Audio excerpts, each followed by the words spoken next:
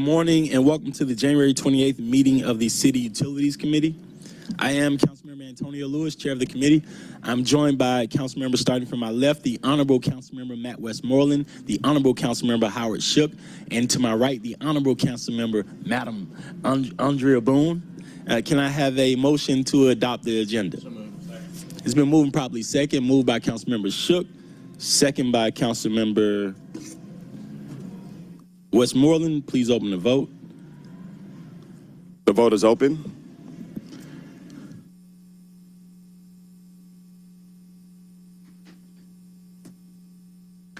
The vote is closed. 4 yeas, 0 nays. The agenda has been adopted. Can we have a motion to approve the minutes? It's been moved and properly second, moved by Councilmember Shook, second by Councilmember Westmoreland. Please open the vote. The vote is open. The vote is closed. 4 yeas, 0 nays. The minutes have been approved. The 2025 goals and objectives have been distributed to all members for your review.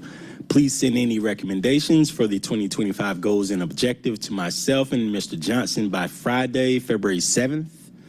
We should be prepared to review and adopt them no later than the second CUC meeting in February.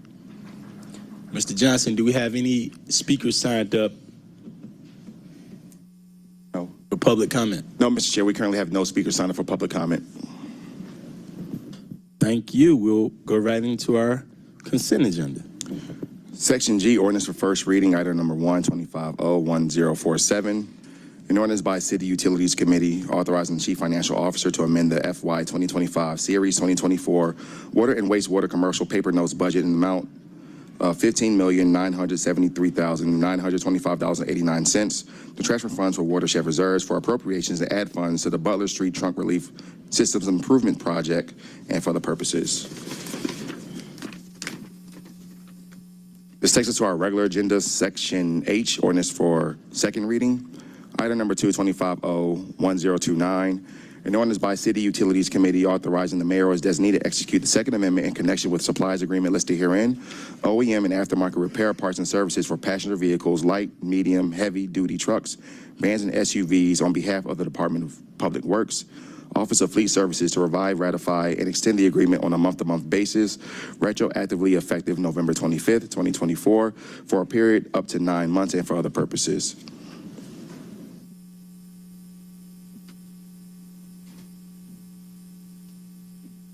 Anything from the department?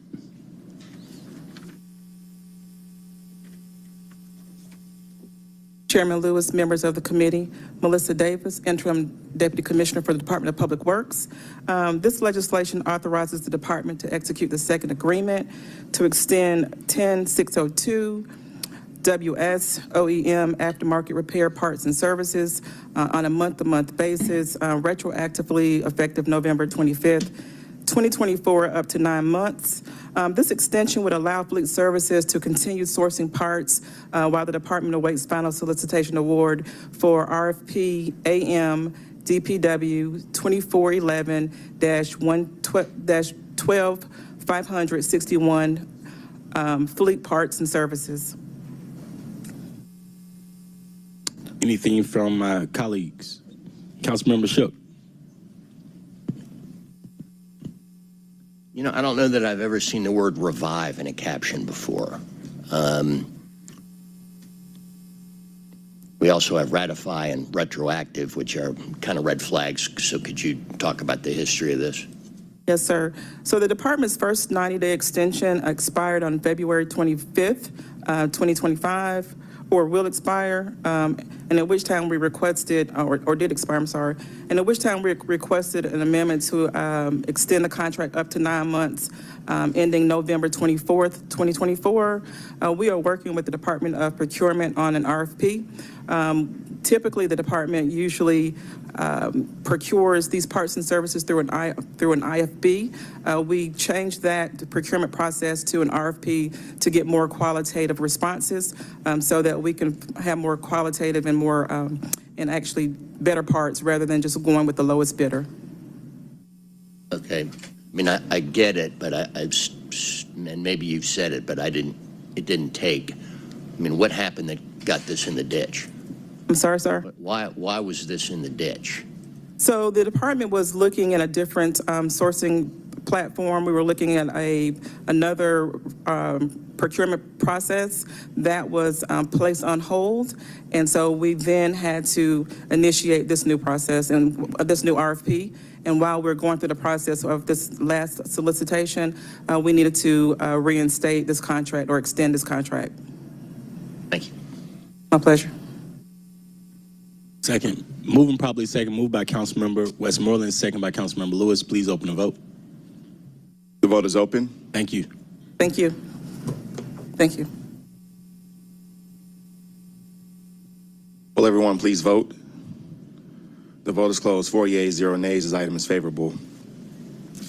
Item number 3, 25-01030, an ordinance by City Utilities Committee authorizing the Chief Financial Officer to amend the FY 2025 Water and Wastewater Renewal and Extension Fund budget in amount of $350,855.82 to transfer funds from watershed reserves for appropriations to add funds to the Program Management Services Team Project and for other purposes.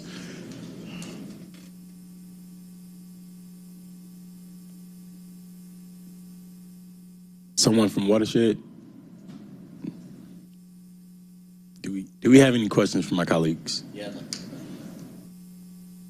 Chairman Lewis and council members, I'm Yolanda Broom, Interim Deputy Commissioner of Administration for the Department of Watershed.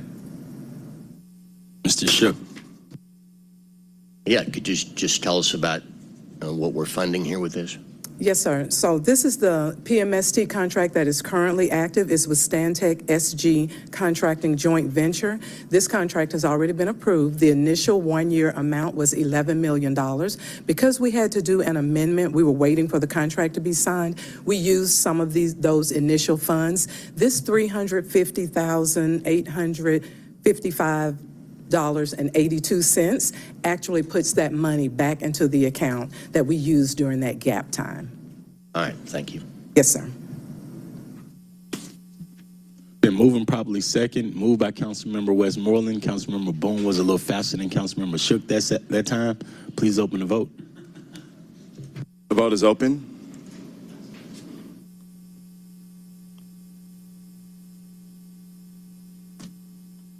Will everyone please vote?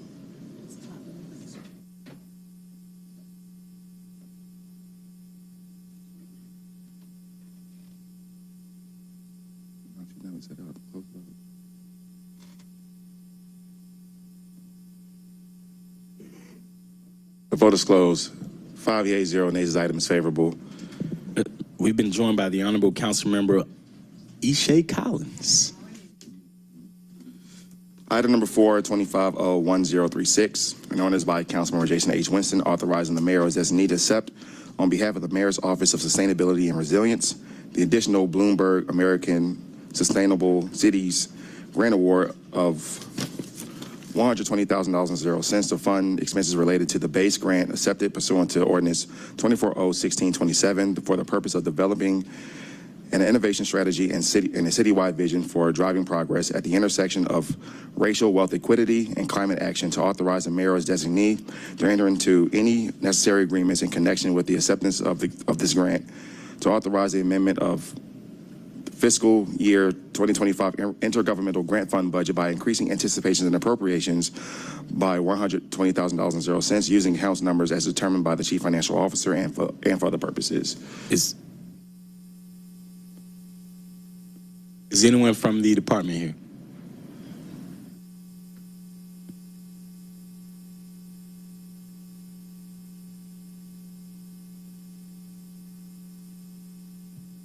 Until we hear from the department, I will.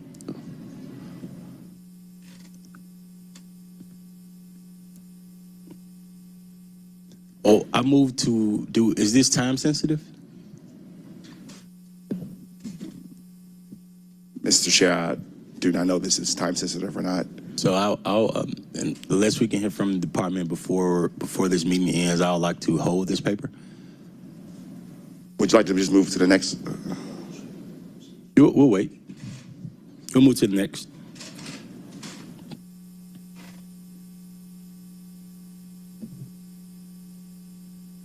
Next is to Section I, Resolutions. Item number 5, 25R 3084, a resolution by Councilmember Howard Schick authorizing the mayor or his designee to execute the First Amendment to the Cooperative Technical Assistance Intergovernmental Cost-Sharing Agreement between the City of Atlanta, Cobb County Marietta Water Authority, DeKalb County, the Atlanta Fulton County Water Resources Commission, and Gwinnett County, and the Atlanta Regional Commission on behalf of the Department of Watershed Management to extend the term of the agreement for a period of 6 months, authorizing the mayor as designee to enter into any new cooperative technical assistance intergovernmental cost-sharing agreement between the City of Atlanta, the Atlanta Fulton County Water Resources Commission, Bartow County, City of Cartersville, Cobb County, Marietta Water Authority, DeKalb County, Forsyth County, City of Gainesville, Gwinnett County, and the Atlanta Regional Commission to fund the technical and legal research related to water supply in an amount not to exceed $675,000.00, all contract work will be charged to and paid from the fund department, organization, and account number listed herein and for other purposes. I can address it if you need. Do you have any questions? I can address it. Anything? I was going to ask if there is a presenter's retreat going on somewhere in the country, but Mr. Bandari, go ahead. Sure. So this is basically a renewal of a very important agreement. Back about 20 years ago, the state of Alabama and the state of Georgia starting to threaten our water supply. What happened is the water supply. I'll take. Okay. I didn't know you were here. I've been doing it for 20 years, so I know. So the water suppliers, the metro water suppliers, banded together under the ARC umbrella to protect our water resources. The state of Florida was attempting to take us back to the 1970s as far as water supply and make us ration our water. Alabama was not too far from that. So over the years, we've been fighting the fight together, sharing resources legally and technically, and we won every fight we've been in. So fairly recently, we won in the U.S. Supreme Court against the state of Florida, who tried to challenge our ability to withdraw water from Lake Lanier and, for us, the Chattahoochee River. And most recently, which you might have seen in the press, the state of Georgia, the Metro Water Suppliers, and the Corps of Engineers entered into a settlement agreement in litigation brought by Alabama to limit our water supply. And we are an integral part of that. And it was a mutually agreeable settlement, and it's actually going through the water control manual revision process right now. So we are protecting our water supply with this agreement, not just on litigation, but on various technical groups that are set up by the states, Florida and Georgia, to try to work out how to share the water. As well as before the U.S. Congress for things like the WRDA bill. We try to keep an eye on that WRDA bill and make sure nothing slides in that bill that might harm our water supply or be against our interests. So this is a 3-year renewal of that agreement, and it's a not to exceed amount. We pay a 1.5 share, 1 share for the city of Atlanta and a half share for our Tom Low plant ownership. So we would just ask that you approve it.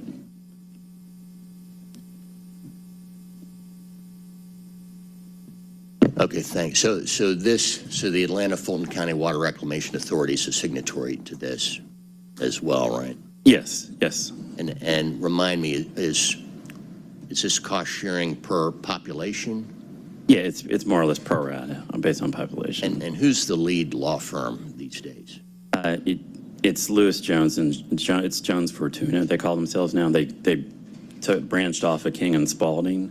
Okay. And they opened their own. I mean, they've been in that foxhole forever. And Yeah, they're excellent. The state relies on them. I will tell you. I'll move approval.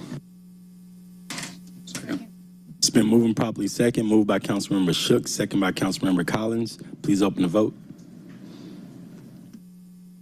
The vote is open. The vote is closed. 5 yeas, 0 nays. The item is favorable. This takes us to item number 6, 25R 3087, a resolution by Councilmember Ishay Collins authorizing the City of Atlanta to donate an amount not to exceed $85,000 to 21st Central Leaders Incorporated pursuant to Section 6-306 of the City of Atlanta's Charter to provide micro grants to young people ages 14 to 24 years to design, produce, and implement climate solutions in the City of Atlanta, authorizing the mayor as designee to enter into any necessary agreements to effectuate the donation, to authorize the chief financial officer or his designee to make all payments from the accounts listed herein and for other purposes. Mr. Chair, the administration requested this item be held for one cycle. You want to hold it? Yes, and I think a large part of it is to get more details in terms of the requirements for the actual grant, but also also in terms of I wanted to at least have a little bit more details in terms of promotion and also organizations that we'll be partnering with to really push this. So 21st Century Leaders has really done a really good job in promoting these pieces more in the workforce space. What we're seeing, and as you can imagine in our current climate, an increased interest for our younger population to be a part of like environmental justice, which you know, we see even in this current administration, there's conversations around it. So this opportunity, which is, you know, I mean, I won't say it's small, but 85 the micro grants to the two potential grantees in this age range will be a great opportunity for us to really activate the future, you know, the future base of our city. So we'll get some more details to you all, and it'll be on the next cycle. It's been Good morning, Beth Graham on behalf of the Mayor's Office of Sustainability and Resilience. Thank you for speaking and championing the work that's being done to advance youth climate action here in the city of Atlanta. This has been important work. Thank you, Councilmember Boone, for sponsoring the legislation last year. We've been able to activate youth throughout Atlanta to advance youth climate action in a way that created a groundswell of support. So thank you, and happy to answer any questions. been moved and properly second. Mr. Johnson, please open the vote. And thank you. The seconder was Councilmember Matt Westmoreland, and the motion was to hold. The vote is open. The vote is closed. 5 yeas, 0 nays. The item is held in committee. Mr. Johnson, while we have someone from the Office of Sustainability, can we go back to the previous paper that we moved forward on? Yes, this takes us back to item number 425-1036. An ordinance by Councilmember Jason H. Winston authorizing the mayor as designee to accept on behalf of the Mayor's Office of Sustainability and Resilience the additional Bloomberg American Sustainable Cities grant award of $120,000 to fund the expenses related to the base grant accepted pursuant to Ordinance 24-0-1627 for purposes of development and innovation strategy and the citywide vision for driving progress at the intersection of racial wealth equity and climate action, to authorize the mayor as designee to enter into any necessary agreements in connection with the acceptance of this grant, to authorize the amendment of the fiscal year 2025 intergovernmental grant fund budget by increasing anticipations and appropriations by $120,000 using account numbers as determined by the chief financial officer and for other purposes. And I want to move this forward, but I'm under the impression that we're too late. I will have to defer to Chief Sustainability Officer Chandra Farley on regard to this one. But Please. I'm happy to get you an answer. Okay. My apologies for the delay. Who? Well, Dio's here. So maybe. Someone have questions? My colleagues? I mean, I read this as we were awarded another $120,000 that's going to be made payable over 2 tranches that's going to help fund equipment, supplies, travel, training, and other expenses. So I'm happy to move it forward on condition that we get any questions answered, unless you have different advice. No, I don't. Oh. Good morning, Mr. Chair and members of the City Utilities Committee. Theo Pace, Deputy Chief of Staff. There's another companion item, a resolution that was not introduced with this paper. So we are requesting that this ordinance be held so that the resolution can travel with the ordinance, which will be introduced come before you at the next council committee meeting. It's been moved and properly second, moved by Councilmember Westmoreland, second by Councilmember Bone. Please open the vote. The vote is open. The vote is held. Sorry, the vote is closed. 5 yeas, 0 nays. The item is held in committee. Thank you. takes us to our last item for today, item number 7, 25R3114, a resolution by City Utilities Committee authorizing the mayor as needed to enter into any intergovernmental agreement with the City of South Fulton, Georgia, on behalf of the Department of Watershed Management for the purpose of adjusting and/or abandoning water and sewer facilities that are in conflict with the City of South Fulton's Welcome All Road at Gillette Road Intersection Improvement Project in Fulton County in the amount not to exceed $17,846.00. All contracted work will be charged to and paid from the fund department organization account number listed herein and for other purposes. Second. It's been moved and properly second. Moved by Councilmember Shook, second by Councilmember Lewis. Please open the vote.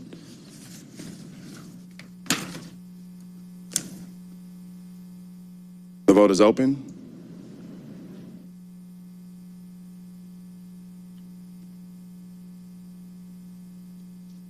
Will everyone please vote?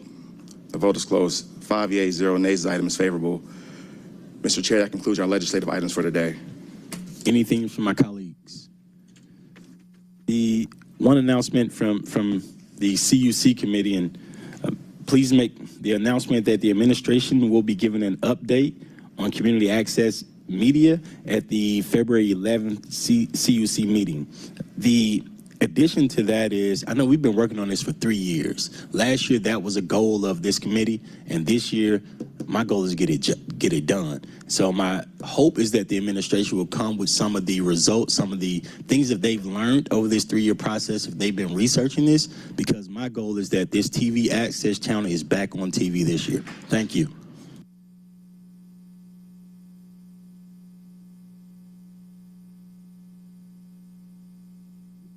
Oh, meeting adjourned.